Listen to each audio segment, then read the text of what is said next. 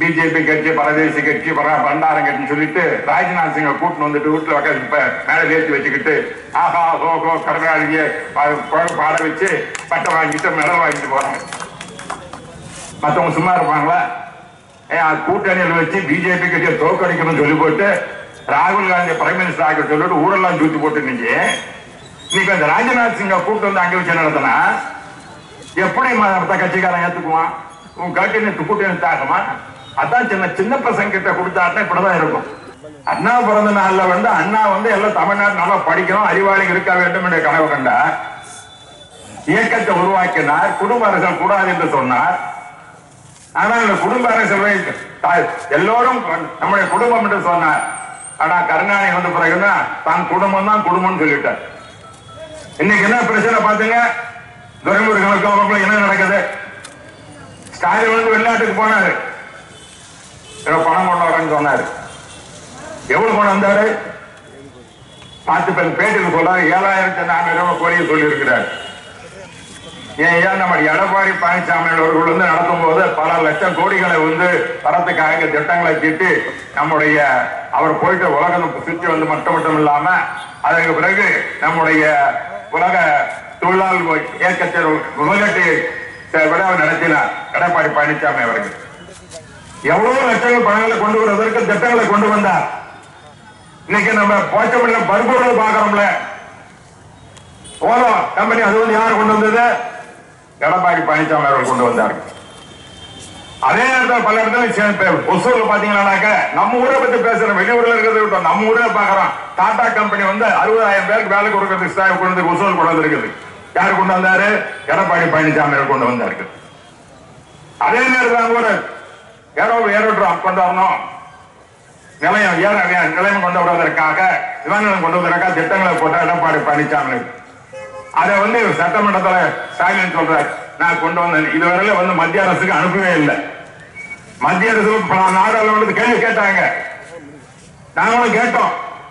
என்ன நம்முடைய எடப்பாடி பழனிசாமி அவர்கள் ஆட்சியில இந்த திட்டம் வகுக்கப்பட்டது. தமிழகத்திலிருந்து தற்போது முதலமைச்சர் தான் செய்ததாக சொல்கின்றார். அப்படி செய்வதற்கு இந்த திட்டங்கள் ஏதாவது மத்திய அரசுக்கு அனுப்பியிருக்கிறாரா என்றால் அங்க அமைச்சர் சொல்ல இல்லவே இல்லை, ஸ்டாலின் அனுப்புறார். இப்படி பொய்யான திட்டங்களை ஏமாற்றி கொண்டிருப்பதுதான் இன்றைய அரசினுடைய திமுக அரசு. பொய்யிலே பிறந்தது, பொய்யிலே இருக்கிறது இந்த ஆட்சி தான். இந்த பொய்யான பித்தலாட்டம் பிறகு பார்த்தாரு. சரி போறார நீத போ, அமெரிக்காவுக்கு போ, உலகம் போய் சுத்திட்டு வா, நாங்கெல்லாம் கவலைப்படல. கவர்மெண்ட் காசுல போற, உன்னுடைய மனைவியை கூட்டு போற, குடும்பத்தை கூட்டு போற, மகனை விட்டுட்டு போயிட்ட. மகன் கோவிச்சுக்குவான்னு பார்த்தா மகனுக்கு சந்தோஷமா இருந்தது. மகனுக்கு ஸ்டாலின் மகனுக்கு ரொம்ப சந்தோஷமா இருந்தது. அப்ப எப்படா போவான்னு காத்துட்டு இருந்தான். என்ன காரியம் அப்பன் காரியம் சின்ன காரியம் சொல்லுவாங்க. அது போல எப்படா அப்பா ஊரை விட்டு போவான்னு பார்த்தா உடனே முதலமைச்சர் ஆயிட்டான். செயல் முதலமைச்சர் அவர்தான். எல்லா இடமும் அவரும் திறப்பு விட மதுரைக்கு போறாரு. மதுரையில் போயிருக்காரு. உதயநிதி தான் இருக்கிறேன். துரைமுருகன் பார்த்தா மனுஷன் ஏயா நான் பொதுச் செயலாளர் இருக்கிறேன், அண்ணா இருந்த பொது பதவி எனக்கு இருக்குது, நான் என்ன செஞ்ச பாவமா தெரியல, என்ன ஒதுக்கி வச்சிருக்காரு சொல்லிட்டு அவர் சிங்கப்பூருக்கு போயிட்டார். மனுஷன் சிங்கப்பூருக்கு உட்காந்துக்கிட்டார். நான் என்ன நான் இருக்கக்கூடாதா? ஏங்க ஒரு கட்சியில் ஒரு மூத்த தலைவர் துரைமுருகன் நம்ம மதிக்கமே இல்லைன்னு சொல்லல, நமக்கு அவருக்கும் வித்தியாசம் இருக்கலாம். ஆனா புரட்சி தலைவர் உருவாக்கிய துரைமுருகன் தான். அவர் இன்னைக்கும் கேளுங்க, படிக்கிறதுக்கு உதவி செய்தது துரைமுருகனுக்கு புரட்சி எம்ஜிஆர் அவர்கள் தான்.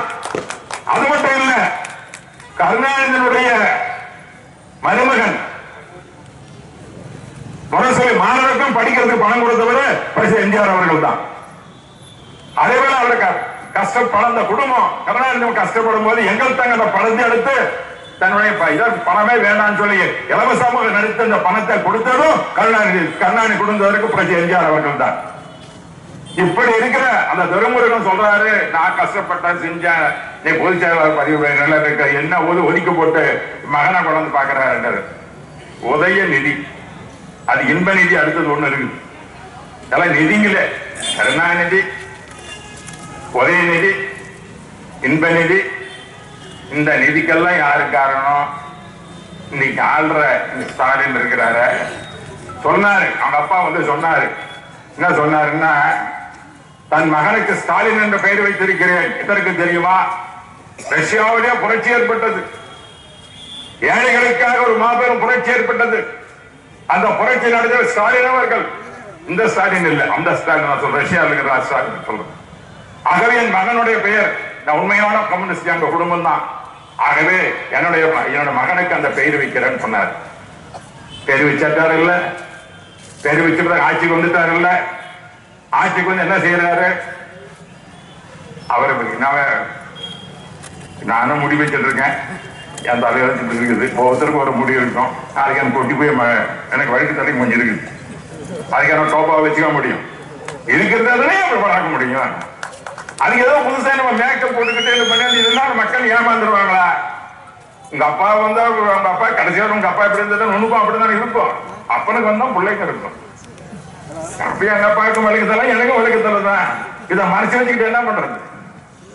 அதுக்காக போட்டு ஒரு ஷோ போட்டுக்கிட்ட வேண்டியிருந்து இப்படியே நடந்து போயிருந்தா பிறகு பேண்ட் தமிழ் கலாச்சாரம் பேசுறது, தமிழ் கலாச்சாரம், தமிழ் ஒரு வேட்டியை கட்ட கூட தெரியாத ஒரு முதலமைச்சர் நாட்டில் வச்சு கொண்டு பார்த்தோம்னாக்க எங்க தமிழ் கலாச்சாரம் இருக்குது? தமிழுக்கு அப்பம், திராவிட மாடல். என்ன மாடல்? நீ ஒரு மாடலா இருக்கிற, மாடல் சொல்லுவாங்க, தப்பா நினைச்சுக்காதீங்க. மாடலுக்காரங்களா தப்பா நான் அந்த மாடலை சொல்றது, இவர் மாடல் சொல்றேன், கருணாநிதி ஸ்டாலின் அவங்க மாடலை சொல்றேன். என்ன செய்வதற்காக நீங்க ஆட்சிக்கு வந்தா எங்களை ஏமாற்றினார் எடப்பாடி பழனிசாமி அவர்கள். புரட்சி தலைவி அம்மா விட்ட பிறகு 4 ஆண்டு காலம் சிறப்பாக ஆட்சி நடத்தினார் என்று எல்லோரும் இன்றும் பேசுகிறார்கள்.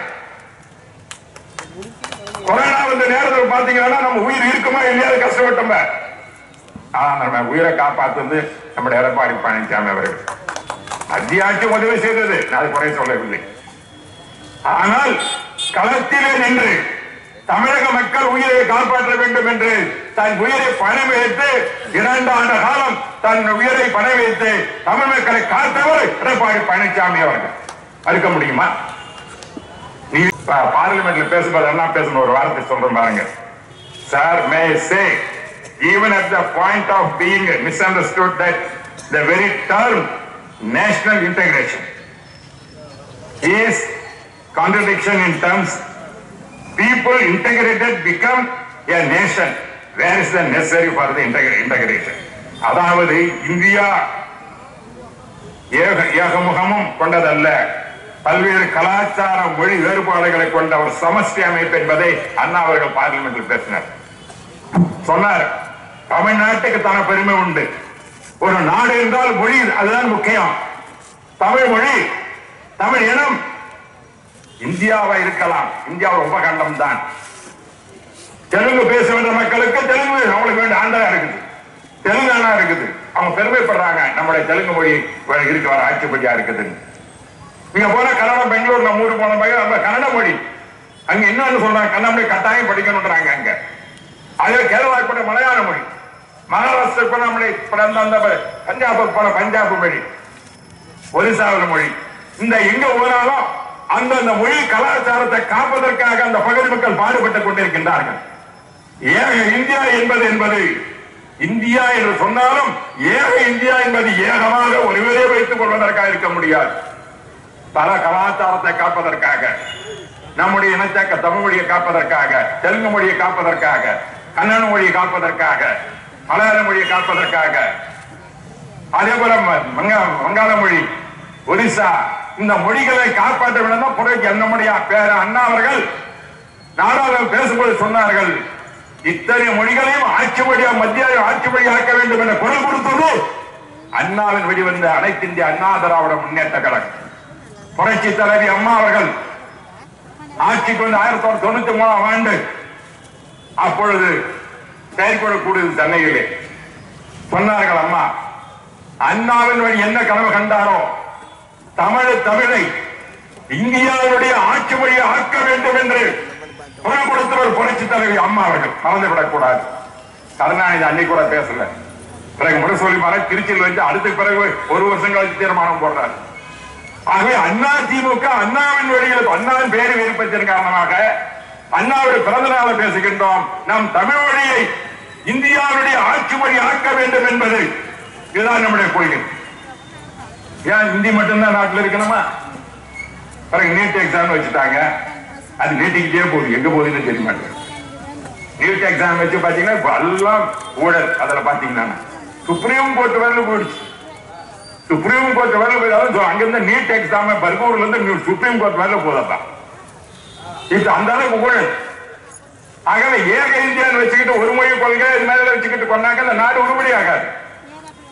அதற்காகத்தான் எடப்பாடி பழனிசாமி அவர்கள் இப்ப ஒரு முடிவு எடுத்திருக்கிறார் என்றால், அண்ணா என்ன கனவு கண்டாரோ, புரட்சி தலைவர் என்ன செயல்பட்ட நினைத்தாரோ, அம்மா அவர்கள் எப்படி இந்திய தமிழனுடைய ஆட்சி மொழி ஆக்கம் கண்டார்களோ, அந்த தமிழனுடைய உரிமையை காப்பதுதான் எடப்பாடி பழனிசாமி அவர்கள் உறுதி கொண்டு எப்பொழுது எப்படி தேர்தல் அணுக வேண்டும் என்ற கருத்துடன் செயல்பட்டுக் கொண்டிருக்கிறார்கள். மதுரை மாநாடு நடைபெற்ற மாநாட்டிலே பேசும்பொழுது நாம் எல்லாம் பேசினோம். அந்த கூட்டத்தை பார்க்கலாம், இதுவரை கூட்டம் கொடுத்தே கிடையாது. நாட்டில் ஒரு புரட்சி உருவாக்கி கொண்டிருக்கிறது. தமிழகத்தை காப்பதற்கு ஒரு தலைவர் மீண்டும் வந்திருக்கிறார். அண்ணாவுக்கு பிறகு புரட்சி தலைவர் பிறகு அம்மாவுக்கு பிறகு தமிழ் இனத்தை காப்பதற்கு ஒரு தலைவர் இருக்கிறார் என்றால் அது புரட்சி தமிழ் எடப்பாடி பழனிசாமி அவர்கள் தான் என்ற உணர்வு நமக்கு கொண்டதற்கு காரணமாகத்தான் அவருக்கு புரட்சி தமிழ் என்ற பட்டத்தை சுட்டி காண்பித்தார்கள். அந்த குரல் இன்றும் ஒழித்துக் கொண்டிருக்கிறது. அவர் மனதிலே அண்ணாவுடைய எண்ணம் நினைவு கொண்டு இருக்கிறது. அண்ணாவுடைய வழி சொன்னார்களே, தமிழத்தை காக்க வேண்டும், தன்மானத்தை காக்க வேண்டும். கூட்டு சேர்ந்து எப்படி இருக்கலாம்? கூட்டாஞ்சோறு பண்றாங்க, சின்ன பசங்க வந்து கூட்டுச்சோறு சொல்லுவாங்க. அது மாதிரி எல்லாம் செஞ்சு அரசு தாங்க. தன்மானம் வேண்டும். அதுதான் எடப்பாடி பழனிசாமி சொன்னார்கள். கூட்டணி என்பது எங்களுக்கு கிடையாது, எங்களுக்கு தன்மானம் தான் முக்கியம். எங்களுடைய கழகத்தை பற்றியும் தலைவர்கள் பற்றியும் தரக்குறை பேச்சினால் நாங்கள் தாய் கொள்ள மாட்டோம் என்று சொன்னார். அதான் உண்மையான தமிழன். அதை விட்டுட்டு நான் வந்து பிஜேபி கட்சி, பரதேசி கட்சி, பண்டாரம் கட்சின்னு சொல்லிட்டு ராஜ்நாத் சிங்கை கூட்டின்னு வந்துட்டு வீட்டுல மேல ஏற்றி வச்சுக்கிட்டு ஆஹா ஹோகோ கடற்காரிய பாட வச்சு பட்டம் வாங்கிட்டு மெடல் வாங்கிட்டு போறாங்க. மற்றவங்க சும்மா இருப்பாங்களா? கூட்டணியில் வச்சு பிஜேபி கட்சியை தோக்கடிக்கணும்னு சொல்லி போட்டு ராகுல் காந்தி பிரைம் மினிஸ்டர் ஆக சொல்லிட்டு ஊரெல்லாம் தூக்கி போட்டு நீங்க இந்த ராஜ்நாத் சிங்கை கூட்டு வந்து அங்க வச்சு நடத்தினா எப்படி மற்ற கட்சிக்காரன் ஏத்துக்குவான்? உன் கட்சி கூட்டணி தாக்குமா? அதான் சின்ன பசங்க கிட்ட கொடுத்தாருன்னா இப்படிதான் இருக்கும். ஸ்டாலின் கூட்டணின்னா இப்படிதான். கருணாநிதி கூட்டணி அது வேற விடுங்க, அவர் ஒரு காலம் நடந்து போச்சு. உன் கூட்டணி எப்படி வைக்கிற? கூட்டாஞ்சோறு மாதிரி வச்சுக்கிட்டு விளையாடு குழந்தை மாதிரி ஆடுறேன், அவனும் கோச்சிக்கிட்டு போறான். என்ன சும்மா அப்படி கையை வச்சு கொடுப்பாரு தெரியுமா குழந்தைங்க? அது போல கூட்டாஞ்சோரை செஞ்சுக்கிட்டு இந்த ஸ்டாலின் கூட்டணி பத்தி பேசிருக்கிறார். எங்க விட்டு போகலாம்? ஏன் உன்னை விட்டு போறதுக்கு வந்திருக்க? அவனை தூக்கி வச்சு வாங்கிறது தாங்காது, வழி தாங்காது உட்காந்துக்கிறாங்க. அவனுக்கு போறவங்க ஒவ்வொருத்தனும் ஏண்டா வச்சிருக்கிறவன் இந்த ஆளு சுமந்துக்கிட்டு போனா எல்லாம் பாத்தீங்கன்னா எல்லாம் வேலை ஏறி போயிடுச்சு. காரணம் அவர் செயல்பாடு, அவர் திறமை. மக்கள் நம்புகிறார்கள், தமிழ்நாட்டு மக்கள் நம்புகிறார்கள், இந்த இயக்கம் நம்புகிறது. வேண்டும் தன்னுடைய புரட்சி தலைவர் அம்மா ஆட்சியை, அண்ணா கனவுக்கான திட்டங்களை, புரட்சி தலைவர்கள் திட்டங்களை செயல்படுத்த வேண்டும் உறுதியுடன் இருக்கின்ற ஒரே ஒரு தமிழகம் என்றால் புரட்சி தமிழர் எடப்பாடி பழனிசாமி அவர்கள். சமாளிக்க முடியுமா? அப்படி இருக்கும் பொழுது இந்த ஆட்சி என்ன செய்து கொண்டிருக்கிறது? இன்றைய ஆட்சி ஊழல் மிக்க ஆட்சி.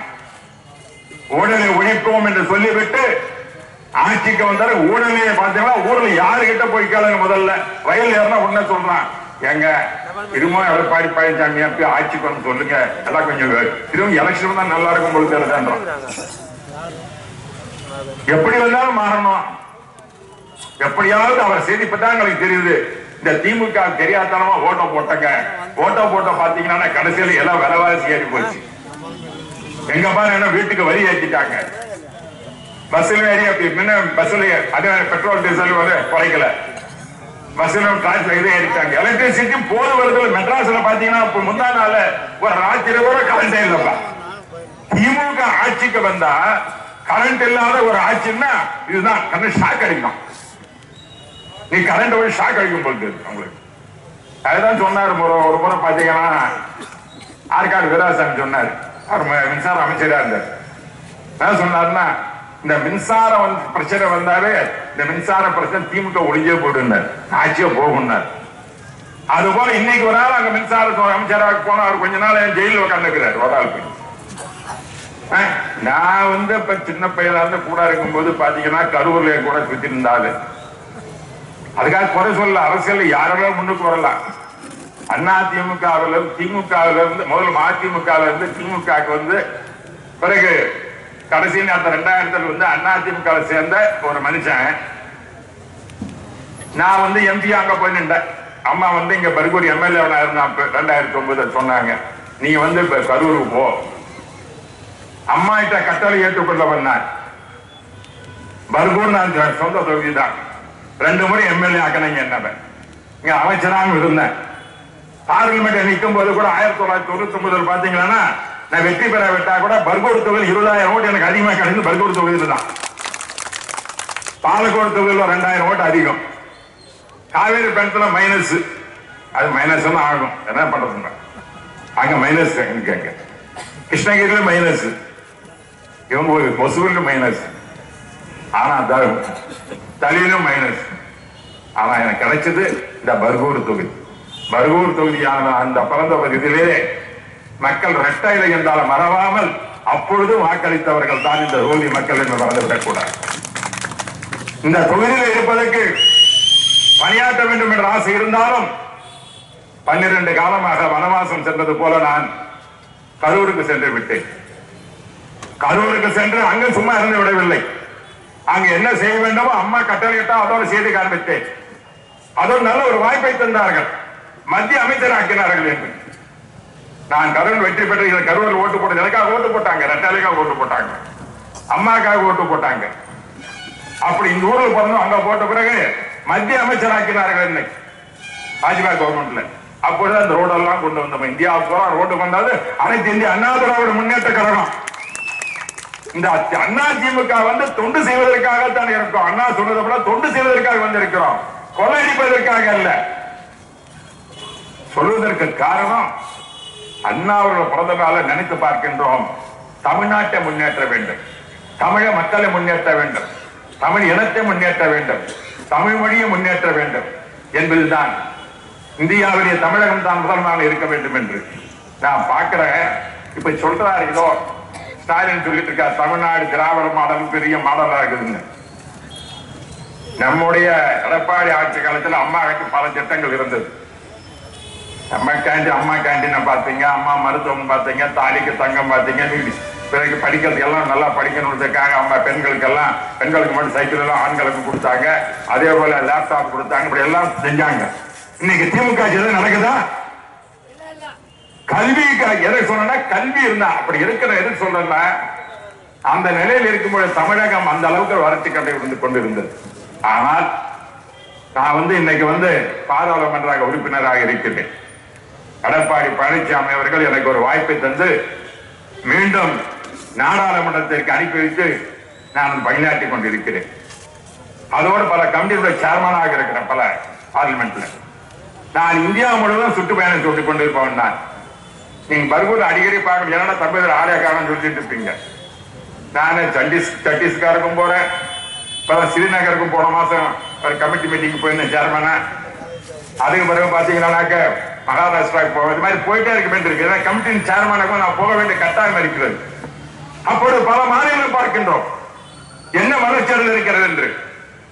பல மாநிலங்கள் எல்லாம் இங்கோ போயிட்டு இருக்கு. இண்டஸ்ட்ரீஸ் நிறைய வந்து நல்ல சாலைகள் வசதி இருக்கிறது. பல ஏர்போர்ட் பாத்தீங்கன்னா அவ்வளவு அழகான ஏர்போர்ட் எல்லாம் பார்த்தீங்கன்னா பெங்களூர்ல போய் பாருங்க எப்படிப்பட்ட ஏர்போர்ட் இருக்குது. தமிழ்நாட்டில் தான் அது இருக்குதா? என்ன சொல்லுங்க. அம்மா அவர்கள் கொண்டு வருவதற்கு எவ்வளவோ திரும்ப முதல்ல ட்ரை பண்ணாங்க. அதே மாதிரி நல்ல ரோடுல போனவங்க சேலம் எடப்பாடி பழனிசாமி சேலத்துல இருந்து மദ്രാஸுக்கு நல்ல ரோடு போடணும்னு திட்டம் கொண்டு வந்தார்.